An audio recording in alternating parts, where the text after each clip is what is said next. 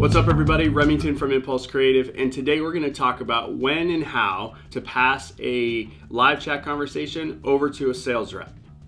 So there's a lot of scenarios where this could happen, but one of the biggest areas is that you're going to need to figure out and have a service level agreement between support, sales, and even marketing in order to make this process seamless.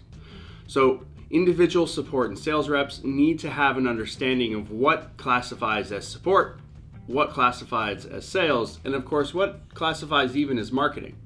Essentially, it would allow for this document to define particular roles that would act as guide rails so that you and your organization understands who should be doing what. So the next step is to make sure that your team is fully immersed in the live chat experience and they're really incorporating more of that conversational culture. And so by doing that, one of the things that has to happen is you have to make sure that it's timely, right? Live chat is at the speed of light in compared to email and even phone support. And so what we want to make sure we're doing is we're helping the prospect and we're moving them along the way.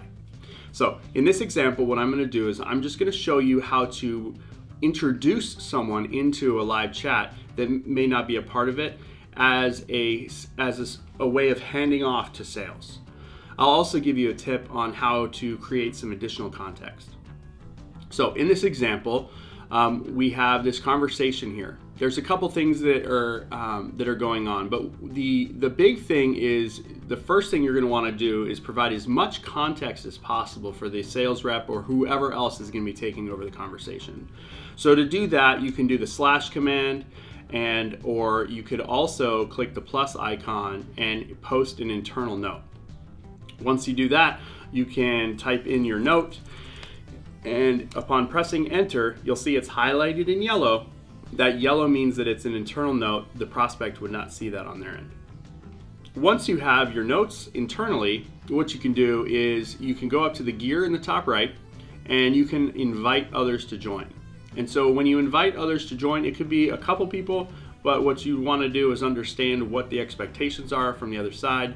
And it might be a really great idea to reach out via Slack or some internal messaging to see whether that person is available.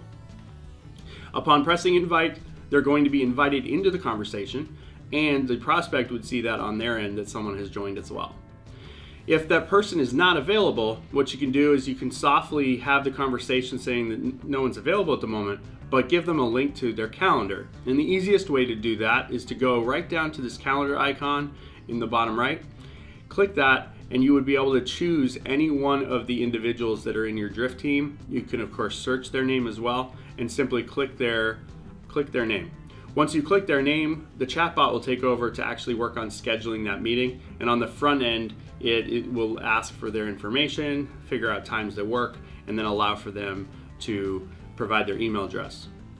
This will allow for something to get in the calendar of that individual, and it allows for you to set the customer or prospect up for success.